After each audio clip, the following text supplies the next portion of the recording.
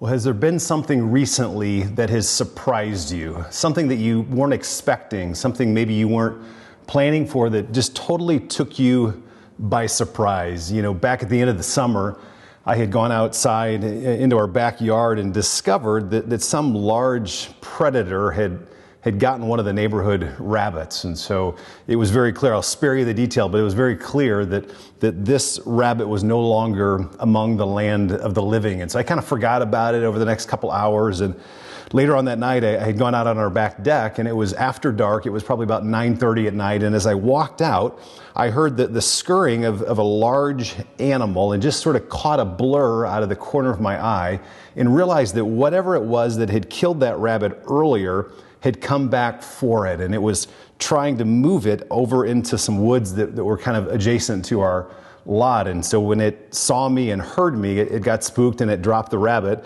from where it was at by our fire pit to kind of the middle of our yard. Well, this, of course, piqued the interest of the entire family. And so it was after dark, and we were all there, and we were just so intrigued by what it was that had killed this rabbit and what it was that was coming back to get it. And so we were convinced that if we just were quiet enough, if we waited long enough, that eventually that animal would come back and we get to see what it was. And so we turned all the lights off in the house, and myself and Ruth and our daughters were upstairs looking out the back window, and Tyler, our son, Tyler and Noah and Tyler's fiance were downstairs. We have a walkout basement, and they were, again, just very quietly, patiently waiting to see what it was that was going to come back and get this rabbit. And we were all upstairs. I mean, it was a whole family affair. Ruth was on the phone with her parents.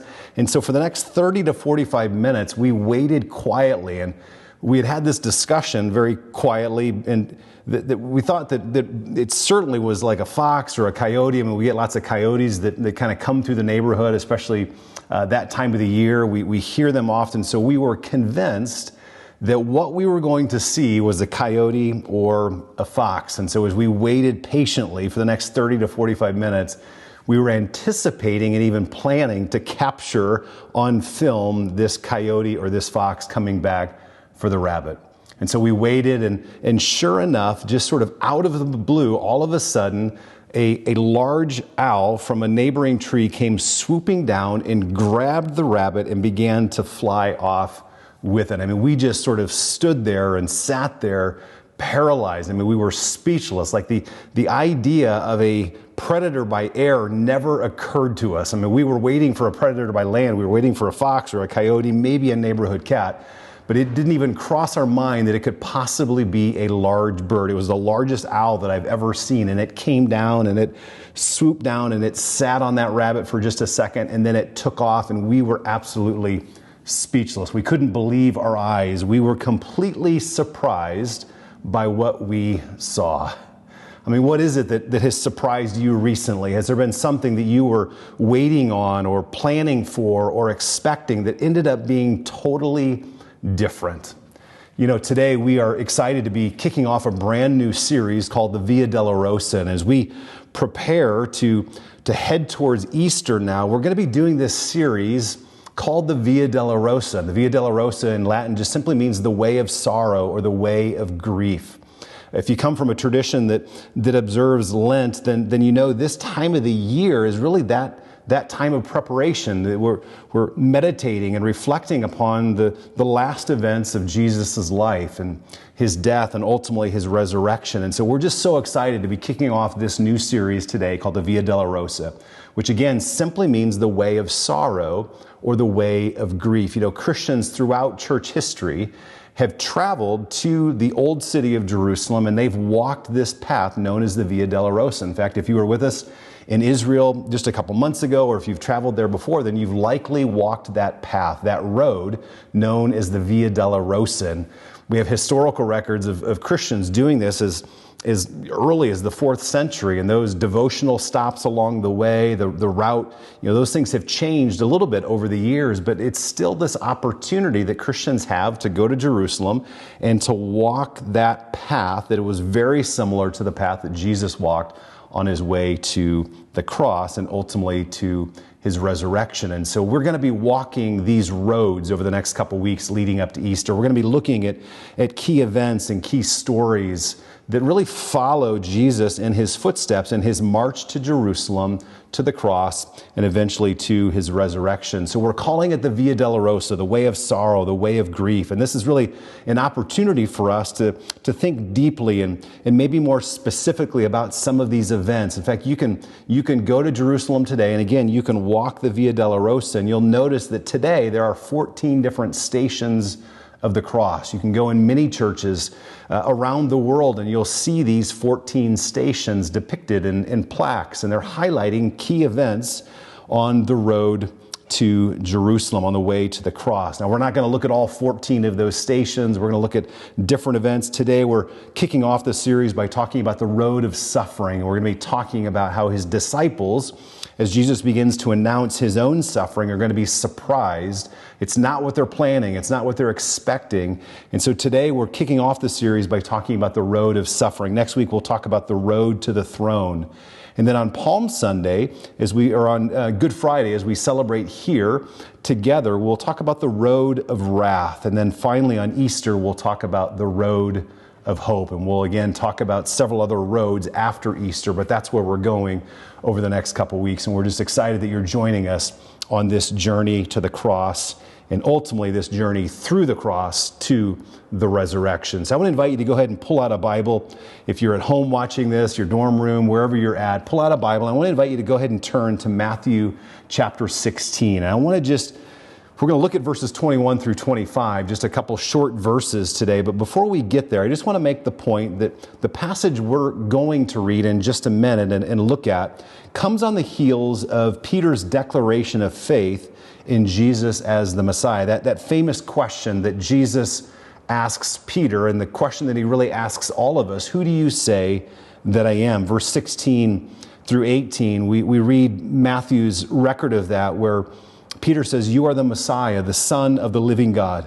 Jesus replied, "Blessed are you, Simon, son of Jonah, for this was not revealed to you by flesh and blood, but by my Father in heaven. And I tell you that you are Peter, and on this rock I will build my church, and the gates of Hades will not overcome it." I mean, this whole scene is happening in Caesarea Philippi. And my point here is just to make a note that Jesus' decision now to march towards Jerusalem, towards his suffering on the cross, happens on a real road.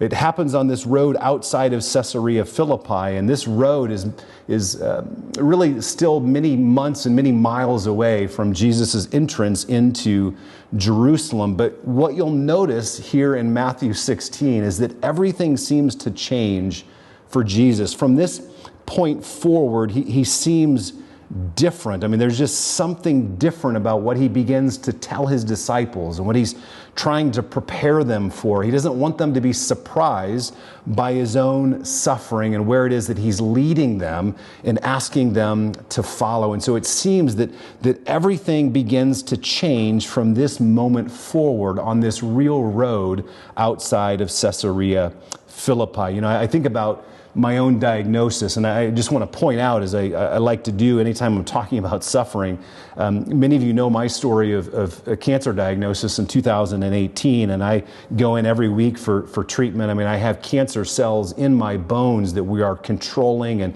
continuing to push back by God's grace. But things change after that diagnosis, and I want to just be very clear that I'm not an expert in suffering by any means. Some of you watching this are going through things that are far more difficult than what I'm facing. Some of you have experienced tragic and devastating things in your own life, and so I just want to point out, as we talk about the road of suffering today, I'm a fellow companion with you, doing my best by God's grace to limp along as we follow Jesus and rely upon him. And so I'm not an expert in suffering, but I am a companion with you in your own suffering, whatever that is. But it seems that for me, as I think about my own diagnosis, that there are things that matter to me. There's things that I pass on to my kids, that I talk about with my wife or with other family members, that are different from that time forward. And this is very similar to what Jesus seems to be doing here. Like, everything changes as he begins to now tell his disciples where he's headed and where he's leading them. And so if you go on to Matthew 16, just a couple verses later, verses 21 through 25, we read these words, and this is the passage that we're going to just spend a little bit of time unpacking before making some very simple and practical observations. Verse 21 says this, "From that time on, Jesus began to explain to his disciples that he must go." You just underline that phrase, he must go to Jerusalem and suffer many things at the hands of the elders. Maybe just underline that phrase as well, suffer many things. So from that time on, in other words, from that moment, things begin to change. And he begins to explain to his disciples that he must go to Jerusalem and suffer many things at the hands of the elders, the chief priests, and the teachers of the law, and that he must be killed and on the third day be raised to life. Peter took him and began to rebuke him. Maybe just circle that phrase or underline it. Peter pulls him aside and is just saying, this can't be, Jesus. This isn't what we're expecting. This isn't what the Hebrew Scriptures predicted the Messiah would be and what the Messiah would do. And so he begins to rebuke Jesus, if you can imagine such a scene. "Never, Lord," he said, "this shall never happen to you." I mean, this is a very short passage, a very short interaction, and Jesus begins to explain to his disciples for the very first time that he's headed to Jerusalem and he's asking them to follow. You notice in verse 21, it starts out by saying, "From that time on." These opening words here in verse 21 are really important for following Matthew's plot. And if that phrase sounds familiar to you, then it's because it appears one other place earlier in the gospel. Matthew 4, verse 17, Matthew uses that exact same phrase to mark the beginning of Jesus' Galilean ministry. There's a shift there in the focus of what Jesus is going to do and what he's going to teach. And here, Matthew uses that phrase again as a way of saying there's a new scene now, there's a new phase of Jesus' ministry. From that time on, Jesus begins to preach and announce the kingdom of God in Matthew 4. He begins his Galilean ministry. But now here, several chapters later in Matthew 16, Matthew's telling us there's this new phase of Jesus' ministry that is going to lead Jesus and his disciples to Jerusalem and ultimately to the cross and to the empty grave. We see in this passage that Jesus is announcing his suffering, and it's so unimaginable to Peter. It's so unimaginable to his disciples. I mean, they can't comprehend. They're completely surprised by what Jesus is telling them. I mean, they're trying to get their mind around what Jesus could possibly mean, and you'll see this as you follow the journey of Jesus moving from this point forward towards Jerusalem, as he begins to talk about this and explain this and try to prepare them that he's going to suffer for them but be raised to new life. They just struggle to comprehend how God could allow this, how God could use this. If you go on in verse 23, you'll notice that as Peter rebukes him, Jesus will call, Peter tries to correct him, Jesus rebukes him. Look at verse 23. Jesus turned and said to Peter, "Get behind me, Satan. You are a stumbling block to me. You do not have in mind the concerns of God, but merely human concerns."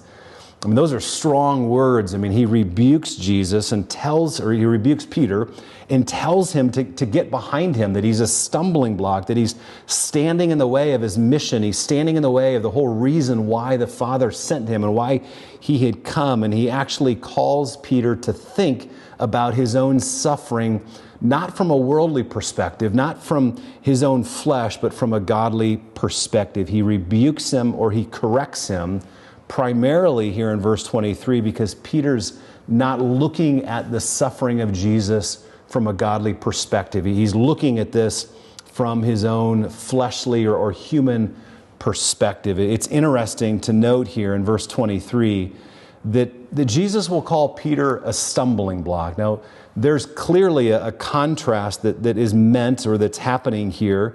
And so it's just maybe worth pointing out that there's sort of these two rocks in Matthew 16. I mean, we read both of them already, but we began by reading that story of Peter's confession or profession of faith. And it's there that Jesus says to Peter, "Blessed are you." I mean, this was not something that you just came up with and studied enough and just sort of had this idea, but this was revealed to you by my Father in heaven. In other words, You have been given this understanding by God himself. And then Jesus goes on to say that you're a rock, and on this rock, the gates of hell, I'm going to build my church, and the gates of hell will not overcome it. I mean, he's that kind of rock, Jesus says, when he's thinking and acting from a godly perspective.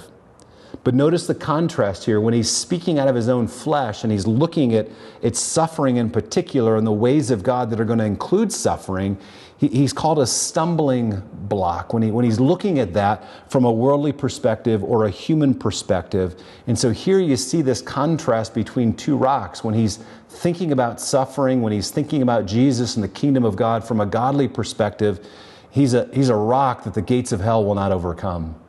But when he's thinking about suffering and the kingdom of God and the ways of God from a human perspective, and he wants to resist suffering, he wants to resist and reject what Jesus is telling him and asking him to do, then Jesus here calls him a stumbling block. He's not a rock that will withstand the pressures of the kingdom of darkness, but he's actually a stumbling block that will cause others to stumble. There's this contrast between two blocks. Now notice really quickly here, verses 24 and 25. Jesus is talking about his own suffering.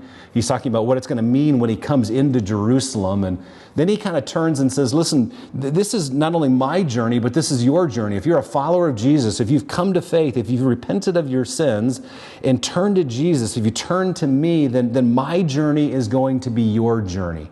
My suffering is going to be your suffering, and you can't follow me, the man of sorrows, the one who's close to the brokenhearted, the one who's going to go to the cross and going to take on the sins of the world. You can't follow me to the cross and ultimately to the resurrection without experiencing your own kind of death and your own kind of suffering. And this is what Jesus is beginning to hint at and teach here in these last couple of verses in our passage. Look at verses 24 and 25 before we make some real practical observations. Then Jesus said to his disciples, whoever wants to be my disciple, whoever wants to be my student, my learner, they must deny themselves and take up their cross and follow me. In other words, if you want to be a follower of Jesus, if you want to learn from him and learn to be like him, then it's going to require suffering. It's going to require dying to yourself and coming alive to all of the purposes that I have for you. You must deny yourself and take up your cross and follow me. For whoever wants to save their life will lose it, but whoever loses their life for me will find it. This great paradox that we must die in order to experience life. We must suffer.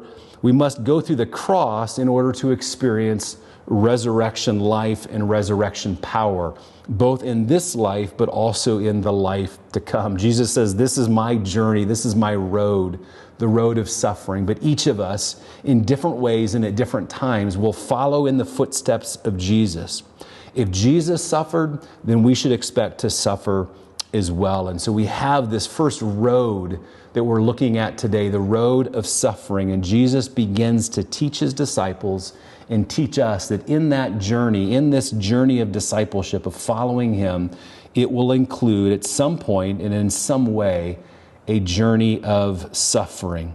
So I want to make just three very quick and practical observations for us today that relate to this first road that we're looking at today. And again, this is meant to intro the series for us and begin to prepare us to just think maybe more deeply about what it is that Jesus has accomplished for us as we are preparing for Resurrection Sunday. Here's the first observation. It's simply this: everyone will walk their own Via Dolorosa. We said again that Via Dolorosa in Latin means the way of sorrow, the way of grief, and people have been going and walking the Via Dolorosa for 2,000 years or close to 2,000 years. And what Jesus is saying here is that not only does he walk the way of sorrow, but we will as well. Everyone will walk their own Via Dolorosa. You know, it was probably 15 years ago, I led a group of students back when I was in student ministry, back when I had hair and I was still cool.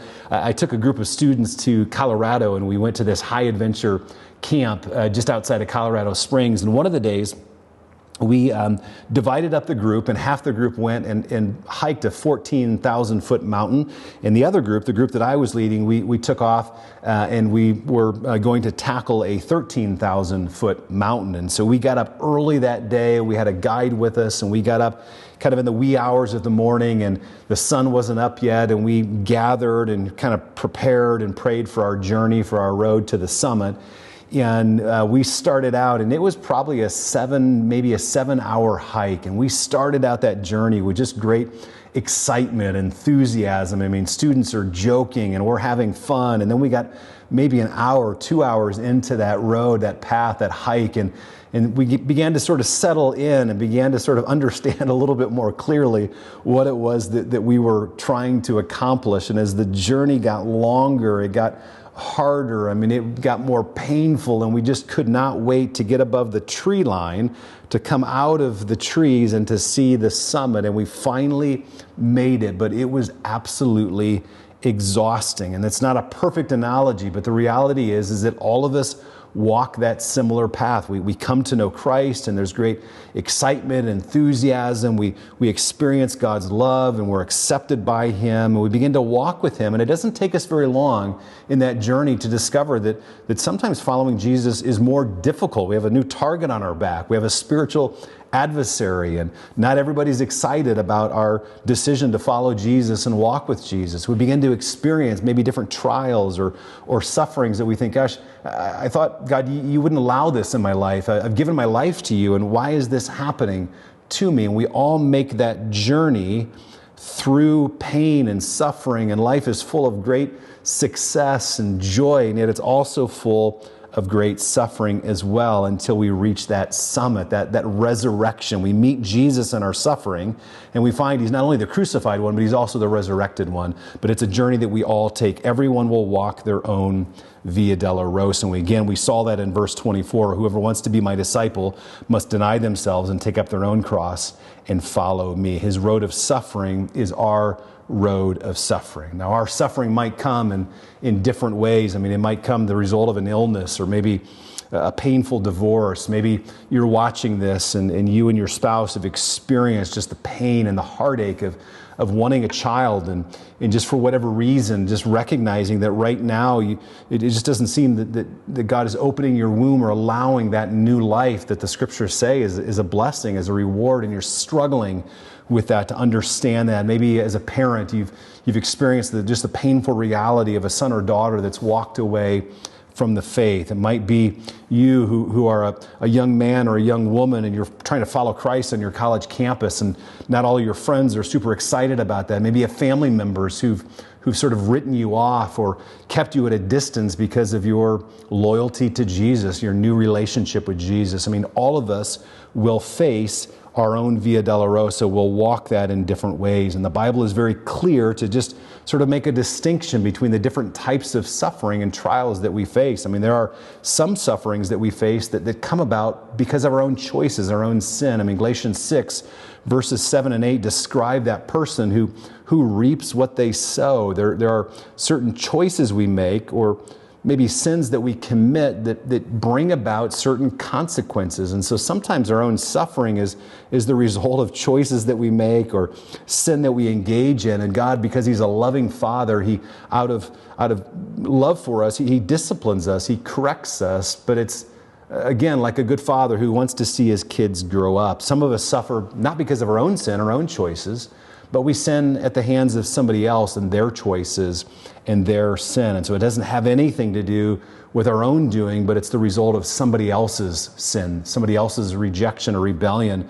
of God. And we, unfortunately, begin to suffer because of their sin. We suffer, the Bible says, because of spiritual attacks. I mean, Ephesians 6, verse 12 is a good example of that. For our struggle is not against flesh and blood, but against the rulers, against the authorities, against the powers of this dark world, and against the spiritual forces of evil in the heavenly realms. Sometimes we go through trials and suffering because of our allegiance to Jesus, because we have a real spiritual adversary who wants to destroy and disrupt everything that God is doing in your life, everything He's doing in our church or in your church. And this is another way that we suffer. And then, of course, the Bible talks about this mysterious type of suffering. You know, think of Job in the Old Testament, the book of Job, who who doesn't ever get an explanation for why he's going through what he's going through. There is this kind of mysterious suffering that we don't always have an answer for. We can't reconcile it. We experience loss and pain and suffering because we live in a fallen world, and nobody's exempt from the consequences of that first sin that we see in Genesis chapter 3. And so what is here important to remember for us is that we all suffer at different times and in different ways. We all walk the Via Dolorosa. That's observation number one. Observation number two is simply this, that the question for us is not if we will suffer, but how we will suffer. I mean, this is one of the ways that Jesus is so instructive to us in how he suffered. I mean, Peter is really guilty of that first observation that we just made. He doesn't want to walk the Via Dolorosa. He resists that and even tries to correct Jesus. And Jesus is telling him, listen, this is my road, but you're going to walk it as well. But the question for us is not if we'll suffer, but how we'll suffer. And this is where Jesus is so instructive for us. If you were to take time and read the Passion account, his arrest, his trial, his beating, his death, you'll notice how calm Jesus is in the face of suffering. You'll notice how calm and under control Jesus is. I mean, he is certainly in touch with his emotions. I mean, he grieves and he laments and he calls out to his Father, especially in the Garden of Gethsemane. But he's never out of control. He's never panicking. He's always calm. He's always concerned with doing the will of the Father. In fact, you'll notice a great example of this in Luke chapter 9, verse 51, where Luke here says, as the time approached for him to be taken up to heaven, Jesus resolutely set out for Jerusalem. You just circle that word resolutely. He was fixed on what it was that the Father was asking him to do. He was resolute, he was settled, he was calm, he was fixed, he was determined. I mean, just think about that word, that in the face of his suffering, he wasn't panicking, he wasn't nervous, he didn't feel like things were out of control. He knew there was no emergency in heaven. He was resolute. It was such a powerful picture for us as we're walking through seasons of pain and loss and great anxiety. I mean, all of those things, Jesus doesn't want us to deny or to minimize. I mean, he wants us to be in touch with who we are as human beings. I mean, it's completely normal and natural for us to experience those things, but he wants us to be resolute and calm and fixed on doing the will of God the Father, even in the midst of very difficult and trying times.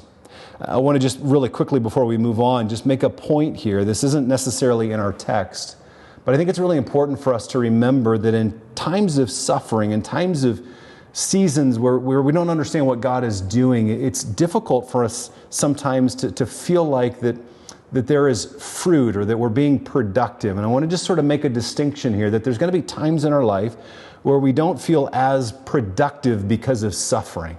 We're going to wrestle with maybe physical limitations, maybe age or illness, or just a different season of life that we're in that makes us feel like we're not being as productive.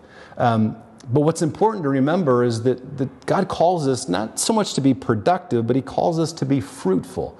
And you might be in a season where, because of age or because of illness or sickness or just the season of life you're in, where you just need to be encouraged to remember that God wants you to be open. He just wants you to open your heart and to open your mind to who he is, to his presence, to what it is that he's teaching you and how he's growing you and changing you, that suffering uniquely allows us to experience great fruit, even if it doesn't feel very productive for us. You might be in a season where you're experiencing great fruit and God is changing you and he's growing you and he's also preparing you for what you might say is a more productive season in the year or the years to come. And we see Jesus here in his own suffering. It's fruitful, but it's also productive. Your suffering is not without meaning. It's not without purpose. And we see this in the life and the death and resurrection of Jesus. His suffering is the proof that suffering in and of itself has meaning and purpose. Great fruit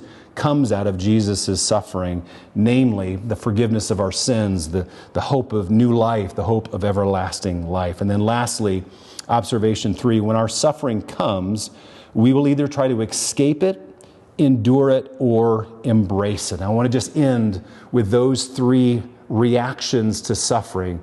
I want to just end with those three responses that all of us face as we too walk the road of suffering. Whatever that is for you, whatever that is in your life right now, you'll either have the choice to escape it or try to escape it, just endure it, just kind of gut it out, or you can embrace it. Now, the first response is quite obvious. Many of us try to escape suffering. We just want to get around it. Again, this was Peter's response to Jesus. He couldn't imagine that suffering would be a part of God's plan, that it could possibly be included or redeemed for God's purposes. And this is the reason for Jesus' rebuke. And we too can make that same mistake. Even as followers of Jesus, we can struggle with how God could possibly allow or even use or redeem suffering for His purposes, for our good, but also for the good of others in our life. And so we have a choice before us. You have a choice. If you're walking through this difficult season, or if everything is great for you right now, there will come a day when you'll be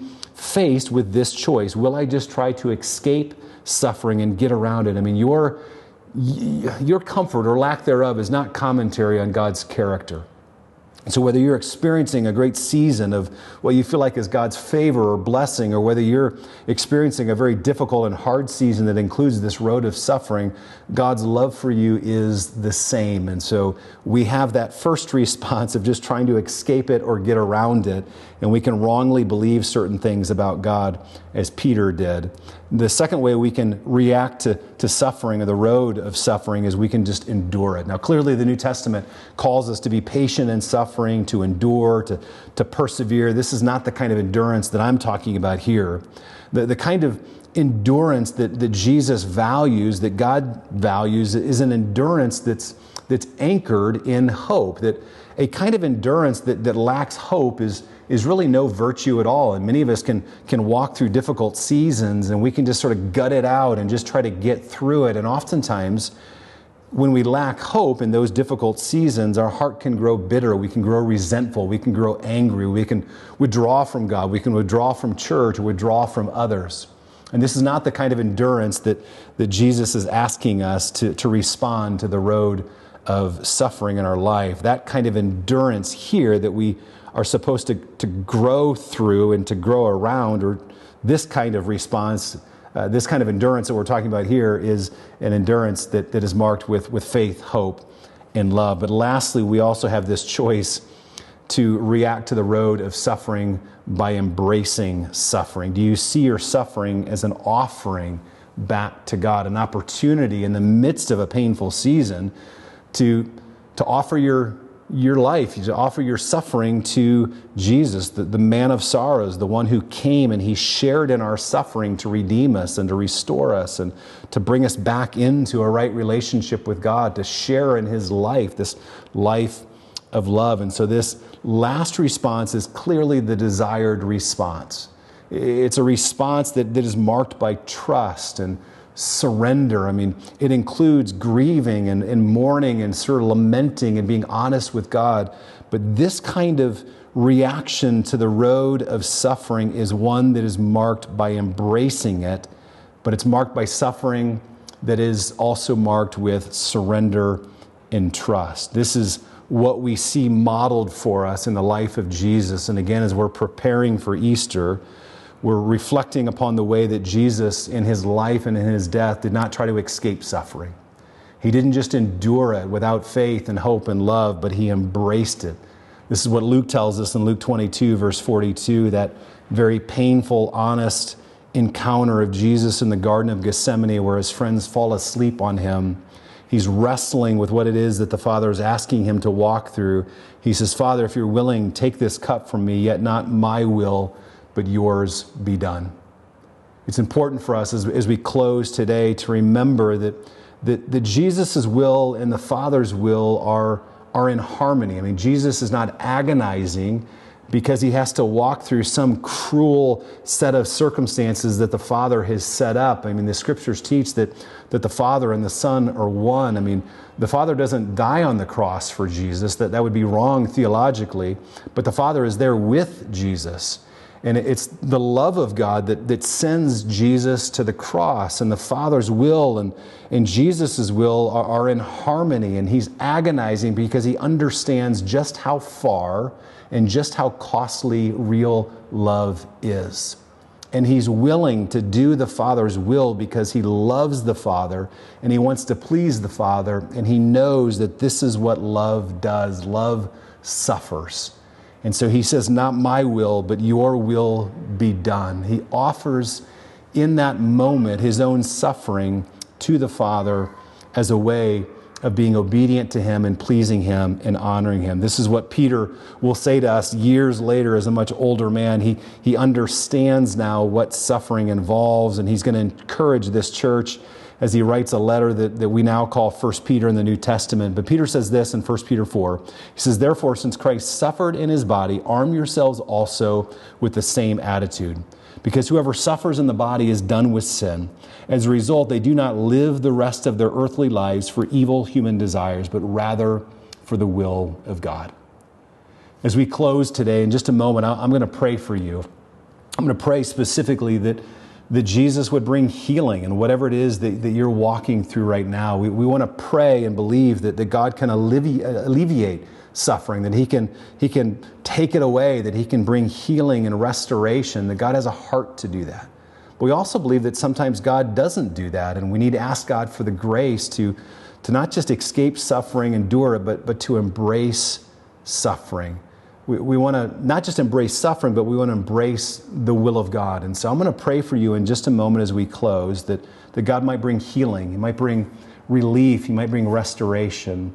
But if he doesn't, that God would give you grace to walk through whatever it is that you're walking through that is difficult. And so as we close, I'm just going to ask you, wherever you're at, to remember that this is what Jesus did for us. He didn't escape suffering. He didn't try to just endure it, but he embraced it for you. He loved you in his suffering, and he's asking you to love him back in the midst of your suffering, to do his will, to surrender to him, to trust him, and to honor him in whatever it is that you're facing. And so as we close, I want to just ask you to name whatever it is that's hard right now, whatever road of suffering you feel like you're on, and would you just name that wherever it is that you're at, and just ask God to give you the grace to not embrace suffering first and foremost, to embrace the will of God first, that might include suffering. And so just name whatever it is that you're walking through right now that is you would consider to be the road of suffering, and just ask God to give you the grace to please him and to honor him, to stay faithful to him in the midst of whatever that is, to embrace the will of God that might include suffering for you right now. Let me pray for you and ask God to bring healing, but also for God to give you strength. And let's pray. Father, we love you. We thank you for this season that is really leading us towards just a deeper understanding, a deeper appreciation for what you did for us in your life and in your death and your resurrection. Jesus, we believe that there is power in your name. We believe that there's healing in your name. And so, Jesus, I ask for those that are watching today that need physical relief, they need emotional healing, they need maybe relational reconciliation, that they're walking the road of suffering that is hard and painful. And so we ask for you to show up, Jesus, and to bring healing and hope and restoration, that you would deliver people today from spiritual oppression, from spiritual attacks, from physical ailments, from illnesses, that you would do that. But Jesus, if you choose not to do that, I pray for those that are on that road of suffering, that you would give them grace, that you would fill them and empower them with your Spirit today, that you would enable them to walk after you and to trust you and to know you as the resurrected one, and that you would give them great power and strength to walk with faith, hope, and love, that their desire, first and foremost, would be to please you and to honor you and to trust you, that for whatever reason, what they're walking through, it has meaning and it has purpose, that it is not wasted, but God, you are using it. And so we surrender that to you, and we follow you on this road of suffering, knowing that this road will not last forever, that it leads us to you, to resurrection, to life, and to power, and to beauty, and to restoration, and to joy that is everlasting. We pray all of that today in Jesus' good and powerful name. Amen. Well, as we continue our worship service for today, here's a few announcements for you. We're excited to announce that the sign-up is available for our 3 Good Friday services and our 4 Easter Sunday services. Simply go to grace82.org/Easter if you want to sign up. We're requesting sign up to ensure that there's enough space and parking for everyone. And as a reminder, we have 3 identical services at 9:30 a.m., 11 a.m., and 12:30 p.m. on Sunday. Grace Kids classes will be available for all ages at all 3 services. There's always so many things going on at GBC right now, and if you want all the details on everything happening at GBC, you can find that in The Loop, which is our e-newsletter. The Loop is the best way to stay up to date, and you may subscribe at grace82.org/loop. And finally, we believe that giving is an act of worship. You can give online at grace82.org/give or by mailing in your offering to our 1300 South Maple Road address. Join us as we continue our worship.